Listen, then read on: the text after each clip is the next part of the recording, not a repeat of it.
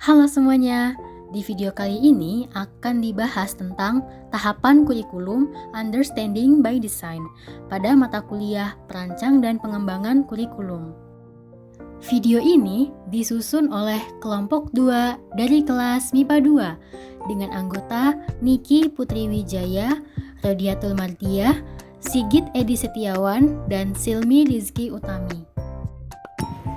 Rancangan UBD Understanding by Design dikembangkan oleh Wijin and McTighe adalah pendekatan pembelajaran yang bertujuan untuk meningkatkan prestasi peserta didik melalui pengembangan standar kurikulum, desain instruksional, penilaian, dan pengembangan profesional. UBD memiliki 3 langkah, yaitu identifikasi hasil yang diinginkan, menentukan bukti penilaian, dan juga merencanakan proses pembelajaran. Pertama, tahap identifikasi hasil yang diinginkan berisi tujuan pembelajaran yang akan ditetapkan. Tujuan pembelajaran yang akan ditetapkan merupakan penjabaran dari capaian pembelajaran pada RPP. Tujuan yang akan dibahas pada UBD harus ditentukan apakah akan berfokus pada standar kurikulum atau standar isi, tujuan khusus atau berfokus pada hasil pembelajaran. Tujuan yang akan dibuat harus memuat pemahaman dan pertanyaan provokatif yang akan mendorong peserta didik untuk melakukan transfer pembelajaran di kelas. Tujuan pembelajaran juga harus relevan dan bisa dikuasai oleh peserta didik yang dibuktikan dalam bentuk hasil penilaian. Berikutnya untuk dari tahapan desain kurikulum dari Understanding by Design, yaitu tentukan bukti penilaian. Untuk penentuan bukti penilaian, itu guru harus menentukan bukti validasi yang dapat diterima dengan membuat instrumen evaluasi baik berupa tes tertulis, kuis, proyek, dan lain-lain. Selain itu, evaluasi yang dilakukan itu harus valid dan jelas. Guru juga harus membuat variasi dalam evaluasi. Selanjutnya, evaluasi yang dilakukan haruslah evaluasi terbuka atau transparan. Peserta didik tidak menguasai konsep itu dapat disebabkan karena proses belajar mengajar di kelas yang belum maksimal.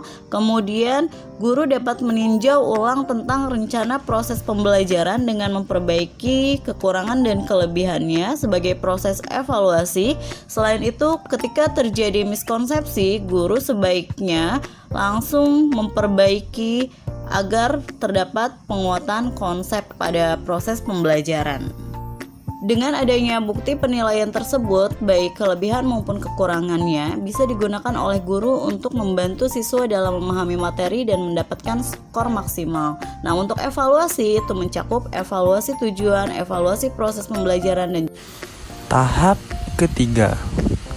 Pada tahap ketiga merupakan kegiatan pembelajaran yang dilakukan oleh pengajar dan peserta didik. Langkah pembelajaran ini dirancang untuk membekali siswa dalam memahami materi sehingga pada akhirnya mereka bisa mengerjakan soal evaluasi untuk mencapai tujuan pembelajaran. Pada tahap 3, guru harus merencanakan kegiatan pembelajaran melalui strategi pembelajaran yang tepat.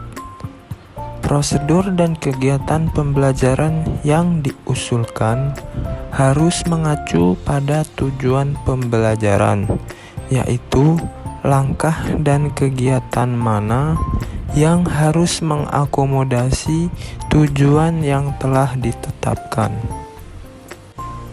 Dengan kata lain, kegiatan yang diusulkan mengakomodasi tujuan pembelajaran dan siswa dapat mengerjakan materi selama sesi evaluasi. Dengan urutan terbalik, merancang pembelajaran mungkin ada hubungan antara komponen kunci dari desain pembelajaran, yaitu tujuan, evaluasi, dan langkah-langkah pembelajaran. Itulah pembahasan mengenai tahapan kurikulum Understanding by Design atau UBD. Sampai jumpa di video berikutnya.